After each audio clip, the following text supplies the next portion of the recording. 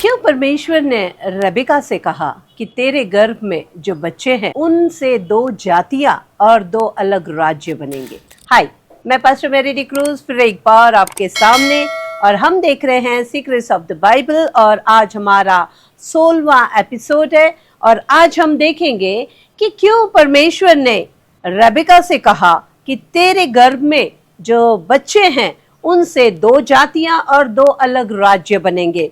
उत्पत्ति की किताब 25 अध्याय के 22 और 23 वचन में अगर हम देखेंगे, लड़के उसके गर्भ में आपस में लिपट के एक दूसरे को मारने लगे। तब उसने कहा, मेरी ऐसी दशा रहेगी तो मैं क्यों कर जीवित रहूंगी। और यहोवा की इच्छा पूछने को वो यहोवा के पास गई। तब यहोवा ने उसे उत्तर देकर कहा, तेरे गर्भ में दो जातियां हैं और तेरे कोख से निकलते ही दो राज्य अलग होंगे और एक राज्य के लोग दूसरे राज्य से अधिक सामर्थ होंगे, बड़ा छोटे के अधीन होगा। हालेलुया। हम बहुत बार इन वचनों को पढ़ते हैं, लेकिन इनके पीछे कुछ सीक्रेट है। अगर हम देखेंगे, याकूब जो था वो परमेश्वर का भय मानकर, परमेश्वर की सुनकर उसके अनुसार चलने वाला था। जैसे अब्राहम परमेश्वर की सुनकर उसके अनुसार चला, उसका बेटा इज़ाक जैसे परमेश्वर के अनुसार, परमेश्वर की अगुवाई के अनुसार चला, वैसे ही याकूब भी परमेश्वर की सुनता और उसी के अनुसार चलता। अगर हम उत्पत्ति की किताब 35 अध्याय के पहले वचन से देखेंगे, परमेश्वर ने याकूब से कहा कि तू यहां से निकल और बेतेल को जा। और याकूब ने परमेश्वर का सुना और वैसे ही किया जैसे परमेश्वर चाहता था। और जब वो जितने अपने साथ के लोग थे उनको लेके जाने के लिए अपने साथ निकला, तब याकूब ने उन लोगों से कहा कि तुम सब अपने मन फिराओ और जो कोई तुम पराये देवता की पूजा करते उन सारी बातों से निकलकर परमेश्वर के मार्ग में चलने के लिए अपने आप को तैयार करो। और ये बात परमेश्वर को बहुत पसंद आती है। हालेलुया। और हम देखते हैं, परमेश्वर ने याकूब को फिर एक बार ब्लेस किया। 35 अध्याय के 10 और 12 वचन में अगर हम देखते हैं, परमेश्वर ने उससे कहा, अब तक तो तेरा नाम याकूब रहा है, पर आगे से तेरा नाम याकूब न रहेगा, तू इज़राइल कहलाएगा। यहीं से एक राज्य की शुरुआत हो गई। हालेलुया। और फिर परमेश्वर ने फिर एक बार उसे ब्लेस किया, उसे कहा, तू फूले फले और बढ़े, तुझसे एक जाति वरन अनेक जातियों की एक मंडली तुझसे उत्पन्न होगी और तेरे वंश में राजा उत्पन्न होंगे। एक जाति और एक इज़राइल, एक देश, एक नेशन का यहां से परमेश्वर ने एक शुरुआत की।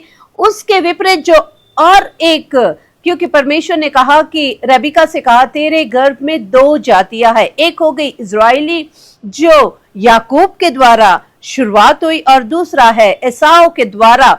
उत्पत्ति की किताब 36 अध्याय का अगर हम वचन पढ़ते हैं तो एसाव ने सबसे पहले जो काम किया था, जो परमेश्वर के विरोध में था, जो उसके माता पिता के विरोध में था, उसने कनानी लड़कियों से शादी की थी। उसके बाद उसने नूह का जो अभिशाप था वो अपने ऊपर लिया। तीसरी बात है कि एसाव ने इश्माइल की बेटी से शादी की, जो परमेश्वर ने पहले से इज़ाक और इश्माइल दोनों के लिए एक अलग अलग जाति की शुरुआत की थी।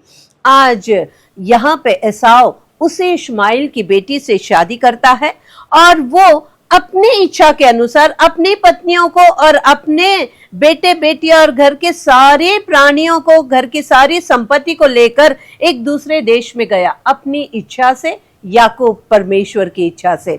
और जब एसाव अपनी इच्छा से एक जगह पे रहने लगा, और वचन कहता है कि जब एसाव अलग निकला, एसाव का अगर और एक नाम देखेंगे तो एसाव को एदोमी भी कहा गया। एसाव ने कनानी लड़कियों को बिहा ली और हित्ती और एलोर, आदा और एलोहिमा बेटियों से जब उसने शादी की, और आगे चल के लिखा गया है तीसरे वचन में, इश्माइल की बेटी से भी उसने शादी की।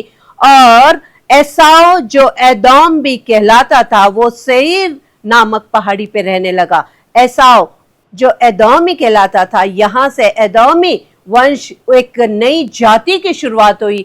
याकूब के द्वारा इज़राइली जाति की शुरुआत हुई, जो इज़राइली उस पर प्रबल रहा। हम आज इस सीक्रेट से एक बात सीखते हैं, जब हम परमेश्वर की इच्छा से, ये हमारे जरूरी नहीं कि ये बाइबल में हुई हुई बातें हैं, आज के दौर पर आज हमारे घरों में, हमारे परिवार में भी ये बातें होती है जिसे हम ध्यान नहीं देते। बहुत बार परमेश्वर की इच्छा, परमेश्वर की अगुवाई के अनुसार जब हम एक मैरिज लाइफ, हम अपने जीवन को आगे बढ़ाते हैं, जैसे परमेश्वर ने हमारे पुरखाओं को ब्लेस किया था, वही ब्लेसिंग में चलने के लिए परमेश्वर ने हमें चुना है। बहुत जरूरी है कि उसी ब्लेसिंग में हमें आगे बढ़ना है, ना कि अपनी इच्छा, अपने अनुसार नहीं। तो परमेश्वर के अनुसार जब चलते हैं, परमेश्वर ने जैसे इब्राहिम को ब्लेस किया वैसे इसाक को ब्लेस किया, जैसे इसाक को ब्लेस किया वैसे याकूब को ब्लेस किया। लेकिन उसके विपरीत हम देखेंगे, एसाव ने वो ब्लेसिंग को खो दिया, क्योंकि एसाव अपने मन से, अपनी इच्छा से चला। याकूब परमेश्वर की अगुवाई से, परमेश्वर की आवाज को सुनकर चला। परमेश्वर की आवाज को सुनिए, उसी के अनुसार चलिए, परमेश्वर आपको ब्लेस करेगा। Thank you. Praise the Lord.